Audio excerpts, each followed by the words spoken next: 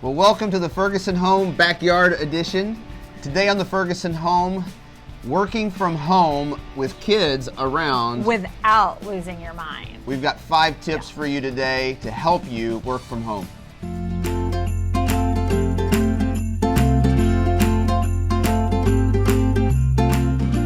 Well, hey friends, welcome back to the Ferguson Home. We are here in our backyard today, hiding out from our kids. It's so peaceful out here. I'm wearing a hat because Barie tried to cut my hair during quarantine, and I can't show you what it looks like.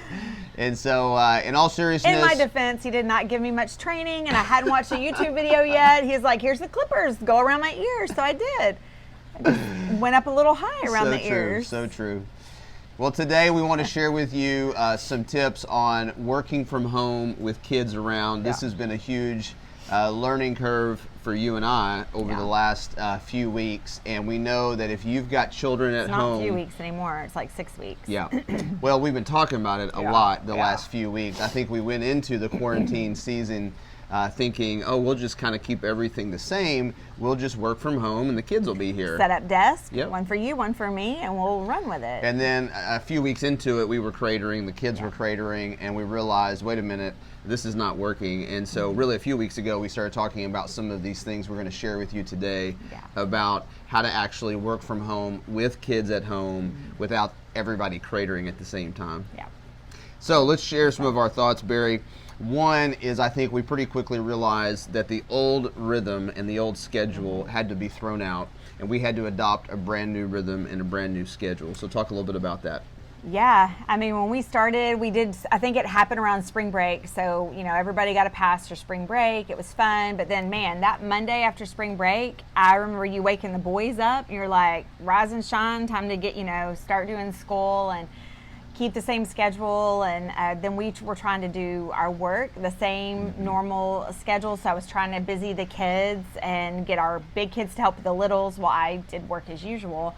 And by the end of week 2 of that, everybody was screaming and sad and upset and demanding change. Our bigs were saying, hey, why are we getting up so early and having to go to bed early? It's not like we're getting up to go to school. We're getting our stuff done. And they had a point. And so I think it came to us sitting down and listening to their thoughts, and they had really good thoughts. And since we've kind of adapted to let them stay up a little later, and then they sleep later now, and during that time while our littles are awake, I'm able to really invest in the littles and keep kind of a really peaceful, quiet morning before the bigs get up, and then they do their day, and they've been really great about it. So that's for them.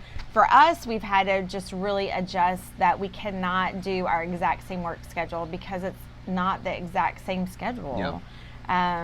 And so we've had to be really flexible with that, and that took a while to come to that realization and to be okay with that, I think. Yeah, and I think we would say to you, if you're used to working kind of an 8:30 to 4:30 schedule with your work, but now you've got all the kids at home and that's their peak school time and education time, I think what we're saying is you might need to start from scratch of rebuilding your whole schedule. Okay, well maybe I need to do a little bit of work early in the morning or after the kids go to bed at night. Or maybe, for me, we had to rearrange because my work rhythm, not just the daily schedule, but the weekly schedule, got totally out of the normal rhythm for us. And so we had to move elder meeting. We had to move because of where the day that I would normally take off, or so all that to say, I think it just took us a little while to realize you've got to build a new rhythm, or everybody just doesn't do well in this season. It's good. All right, second tip we've got for you, working from home with kids at home, is to prioritize your kids and to help them with school. And I think too, for you and I, we were kind of like, oh, well, they'll figure it out. But then I think a few weeks into it, we realized they've never done this before either, and they needed a lot of help. No, and they're having to utilize all this technology that oftentimes we don't learn until we're adults, and they're having to all of a sudden, and it's good. I feel like them having to email their teachers is really healthy. They need those skills for real life, because how many emails do we send a day as adults? So all that is good. but to help them transition to that new pattern, to if they have a question, not to sit there and get anxious about it and frustrated, but say, email your teacher. They'll help you. And So just helping them adapt to that. I think our three older boys really pretty quickly made the adjustment, and I put that same expectation on our 6th grade daughter, and didn't realize until a couple weeks in that was really hard on her, and that she was making it, but it was really taxing, and she really needed my help. And I think that one day, you know, she was asking for my help, and I kind of was short with her, like, hey, I've got work to do, you got to figure this out. And just the sadness in her face made me realize, wait a second, she doesn't. She might be in 6th grade, but this is all new to her also. And so from that point on, I changed my work rhythm pretty quickly. Yeah, and they've been asking for help. I think about Camden asking for help with math, and needing me to sit down and work. Well, that's very abnormal, because normally his teacher would be there, and if he needed to go to tutoring or something or get extra help, the teacher would be available for that, But now that we've kind of shifted into that, we're the tutor, we're the teacher of all these subjects, and so all that to say, we have just found like the kids need more help than we thought they would, because like you said, email is different for them, video calls is different, Google Classroom, like all the things that the district is providing that's really helpful, but it's just new to our kids, and they just need more help right now. Yeah, and just to remember, our kids are feeling the anxiety of trying to get their own stuff done. And I think at the beginning, because we also have littles, we have a 4-year-old and a 6-year-old. And so for me to be able to get work in, and Keith, we kind of just put that watching the littles on top of the big school schedule. So it's like, okay, get your school stuff done. And we need y'all to take turns caring for the littles, basically, while we do our work. And realized like that was way too much that we were putting on them. And so having to go to them and apologize and ask for forgiveness, and then rearranging our schedule so that I could be the primary school teacher for our 2 younger ones. And not just school teacher, I say that, but they're 4 and 6. So really just to be a part of their play day, and then help them just think through ways to spend their day in a productive, fun way. That is not just, hey, here's your Kindle, just be on your Kindle all day so we can do all of our stuff. Yeah, that's really good. And third, we would encourage you, third tip is to set boundaries with work. So while you're rearranging your work schedule and your weekly schedule, and you're prioritizing the kids right now at home and helping them, I think we've also realized right now that the boundaries that we used to have between work and home life have totally gone away. And so for a lot of, I know for a lot of you, it's like, well, am I on the clock now or not on the clock? And it's 10 o'clock at night, and I've got this email or I have this thing that's due, and should I do this work right now? Or, for us in ministry, it can be, well, this family needs help, and man, I feel the urgency of that, and so should I respond right now, or can it wait till tomorrow? And so all that to say, if you're anything like us, as you're making these adjustments, you can also kind of overcorrect on the work side, which is to say, well, because I'm doing more family stuff during the day, then I'm going to make myself available to do work at every other hour of the day. And if you do that, you're going to die as well. And so I think also just prioritizing like, hey, I'm off the clock now. This will still be here tomorrow when I get up. Or really taking a day off. Like you need a day off during your weekly rhythm to where you don't do work. And I find that personally to be the hardest thing right now about setting boundaries.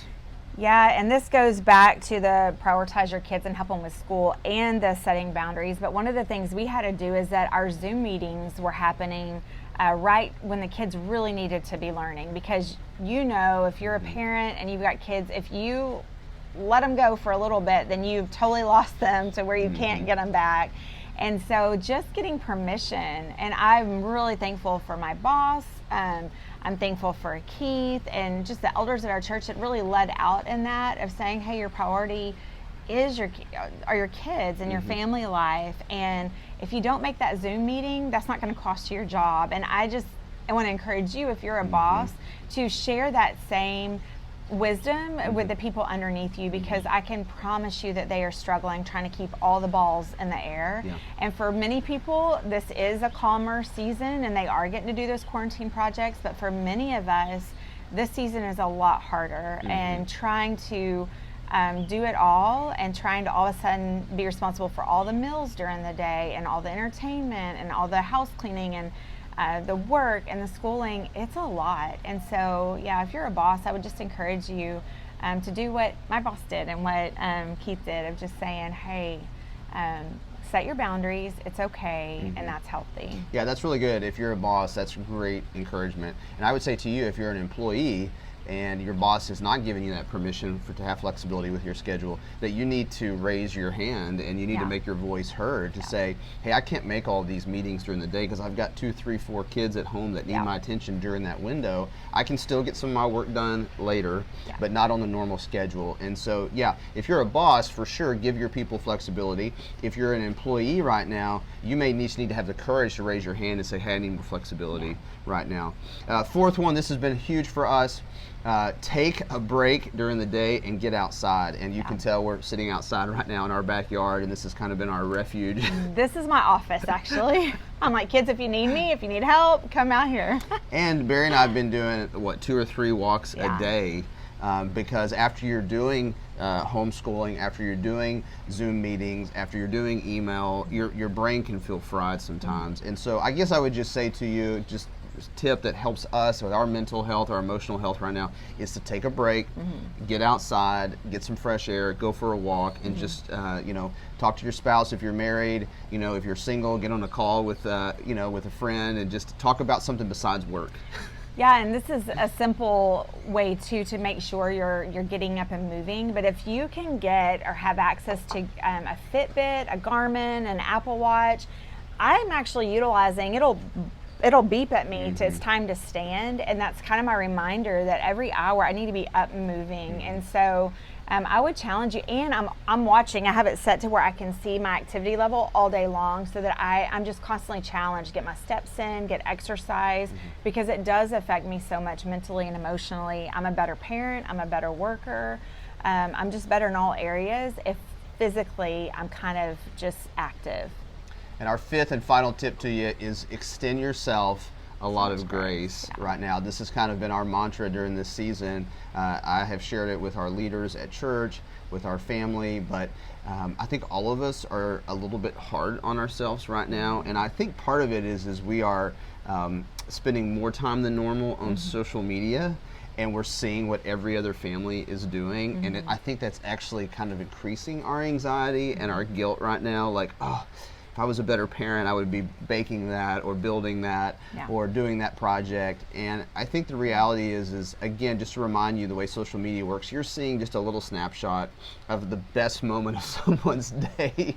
You're not seeing the 90% of their day that was a grind. It's filtered through what they want you to see. And recently I've just gotten into Snapchat, and friends have shown me, really mainly, I don't even know if I send anything to friends, but the filters on Snapchat are pretty fun to do. But what I realize is that so much of life that people post, not only is it just their best moments, it's their filtered best moments. And so here we are comparing our unfiltered, hard, ordinary, mundane moments to those filtered, awesome moments. But just remember, that's like one time of their week that they're posting those great things, but they have mundane, ordinary, unfiltered moments too. And I think that's just a constant thing we need to remind ourselves. If you're going to get on social media, to remember all that you see is very curated, and some are better than others at curating a very good life on social media. That's a really good word, Barie. Thanks for sharing that. So we just want to encourage you, show yourself a lot of grace. If you have a bad day, you have a bad day, and show yourself grace and say, hey, tomorrow's a new day. And we think that extending yourself grace helps you extend grace to others, to your spouse, your kids, your extended family right now. We all just need extra grace right now. And thankfully, in Christ, we have a gospel that's full of grace toward us. And so just show yourself that grace and show that grace to others, because we need that right now, or we're going to crater during this season. Yeah, I had a meeting last night with my re-engaged team, and we ended on this, that let's be known as grace speakers. If you're going to speak words to those around you, may it be filled with grace for them, because we are all in uncharted waters, and we're all doing the best we can. And we're, of course, going to mess up, and we're going to often be crying. And just, like he said, we're so hard on ourselves. We don't really need people around us being hard on us. And so if you're going to use your words, may they be filled with grace for others. And I pray that around you, you're surrounded with people who will speak grace to you also. We hope these 5 tips have been helpful to you trying to navigate working from home with kids at home, and we are praying for you that your home is flourishing right now, even in these very difficult times. We love you, and we'll see you later.